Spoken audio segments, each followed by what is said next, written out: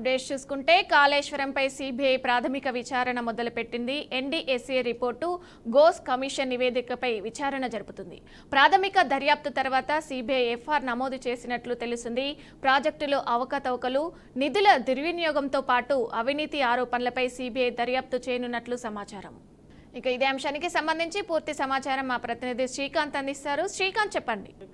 ఇదో మరో సంచలనం చెప్పుకోవాలి. కాళేశ్వరం ప్రాజెక్టుకు సంబంధించి అవకతవకలపై సిబిఐ ఎంట్రీ ఇచ్చేసిందని మనం గుర్తు చేసుకోలే సందర్భంలో అయితే అధికారులు ప్రాథమిక విచారణ అనేది మొదలు పెట్టారు. ప్రాజెక్టులో అవకతవకలు, నిధుల దుర్వినియోగం, అవినీతి ఆరోపణలపై తొలుత ఏదైతే ఇప్పుడు చేపట్టిన ఈ నేపథ్యంలో దృష్టి సారించే అవకాశం అయితే కనిపిస్తోంది. ఒకసారి ఇది ఏదైతే ప్రాజెక్టు నేపథ్యాన్ని ఒకసారి చూస్తే కనుక మనం కాళేశ్వరం లిఫ్ట్ ఇరిగేషన్ ప్రాజెక్టు తెలంగాణలో గోదావరి నదిపై భూపాలపల్లి జిల్లాలో ఏర్పాటు చేసిన బహుళ ఉద్దేశాల ప్రాజెక్టుగా ఇది కట్టడం జరిగింది. అయితే ఇక్కడ మేడిగడ్డ, అన్నారం, సుందిళ్ల బ్యారేజ్ నిర్మాణంలో అసాధారణ ఖర్చు, డిజైన్ లోపాలు ఉన్నాయనేది ప్రధానంగా వినిపిస్తున్నటువంటి ఆరోపణలు.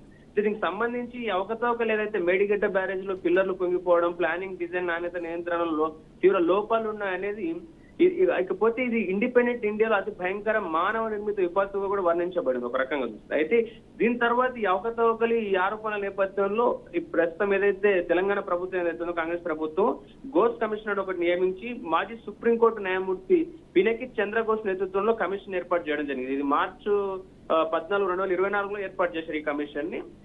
ఏదైతే జూలై 31న ఈ గత 2 నెలల కింద జూలై 31న రిపోర్ట్ అనేది ఈ గోష్ కమిషన్ ఒక రిపోర్టు సమర్పించి ఇందులో అవకతవకలు, ఆర్థిక అవినీతి ఫలితాలు దాచడం అనేది ఒక దానికి సంబంధించిన అంశాలు వాళ్ళు అనేది గుర్తించడం జరిగింది.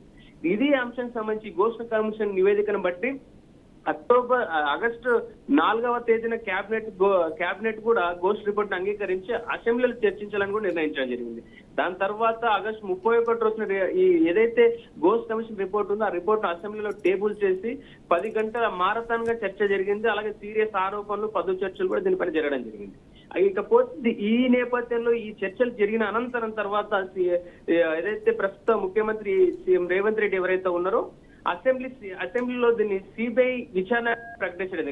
ఇక్కడ సిబిఐ విచారణకు ప్రకటించడానికి ఒక వెసులుబాటు ఏముందంటే అక్కడ కనుక కేంద్ర సంస్థలు ఏవైతే వ్యాప్, సిఓఎస్, పిఎఫ్సి, ఆర్ఈసి ఈ సంస్థలు కూడా ఈ అవకతవకల్లో అంటే ఏదైతే ప్రాజెక్టు నిర్మించడంలో వాళ్ళు కూడా పాల్గొన్న నేపథ్యంలో ఇంటర్ స్టేట్ అంశాలు అంటే ఇక్కడ స్టేట్, అక్కడ ఏదైతే సెంట్రల్ సంబంధించిన వారు కూడా ఇందులో ఇన్వాల్వ్ అయిన నేపథ్యంలో ఈ కేసు అవసరం అంటూ ఎవరైతే రేవంత్ రెడ్డి ముఖ్యమంత్రి వాళ్ళు ఆ రోజున సెప్టెంబర్ 1న సిబిఐకి కేసును అప్పగించాలంటూ కూడా నిర్ణయించింది. దీని తర్వాత ఇంకోటి మనకి దీనికి సంబంధించి ఒక జీవో జారీ కూడా చూసుకుంటే కనుక సెప్టెంబర్ 1 అంటే ఈ నెల 1వ తారీఖున హోంశాఖ ప్రత్యేక ప్రధాన కార్యదర్శి ఎవరైతే రవి గుప్తా ఉన్నారో వారు జీవో ఎంఎస్ నెంబర్ 104 జారీ చేసి సిబిఐకి పూర్తి అధికారులు కూడా ఇవ్వడం జరిగింది. దీని తర్వాత మనం ఎన్డీఎస్ఏ రిపోర్టు అంటే నేషనల్ డ్యామ్ సేఫ్టీ అథారిటీ ఏదైతే రిపోర్టును చూస్తే కనుక అక్టోబర్ 2023 నుంచి ఏప్రిల్ 2025 వరకు దీన్ని పూర్తిగా ఏదైతే ఎన్డీఎస్ఏ పరిశీలించి మేడిగడ్డ కుంగిపోవడానికి ప్లానింగ్, డిజైన్, క్వాలిటీ కంట్రోల్ లోపాలు ప్రధానంగా కారణం అంటూ కూడా ఎన్డీఎస్ఏ కూడా రిపోర్టు నివేదిక అనేది ఇవ్వడం జరిగింది. దాని తర్వాత ఇక్కడ ముఖ్యంగా ఈ కాళేశ్వరం ప్రాజెక్టుకు సంబంధించి ప్రాజెక్టులోకి వచ్చేసి అదనపు ఖర్చు ఎక్కువైంది అనేది ప్రధాన ఆరోపణ. ప్రాజెక్టుకు 1.5 లక్షల కోట్లు ఖర్చు చేశారు.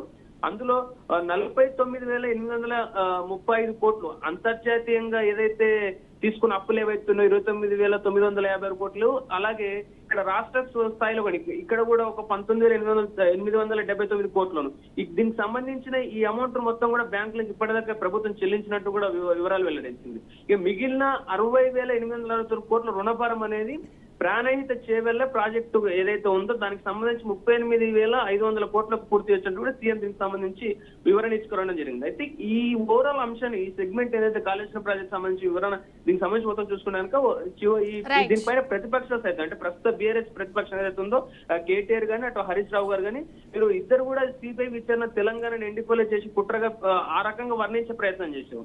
అయితే ఈ ఓవరాల్ ఈ అంశానికి సంబంధించి ప్రస్తుతం ఇప్పుడు సిబిఐ ముందడుగు అనేది సీఎం అయితే మాజీ సీఎం కేసీఆర్ ఎవరైతే ఉన్నారో వారి నేతృత్వంలో జరిగిన ఈ కాళేశ్వరం ప్రాజెక్టు అవకతవకలపై ఎలాంటి దృష్టి సారించబోతుంది, ఎలాంటి విషయాన్ని వెలుగులోకి తీసుకొచ్చే ప్రయత్నం చేస్తున్న దానిపైన ప్రతి ఒక్కరికి ఆసక్తి అనేది నెలకొందని చెప్పుకోవాలి. Vijaya. Okay, right. Thank you Srikanth.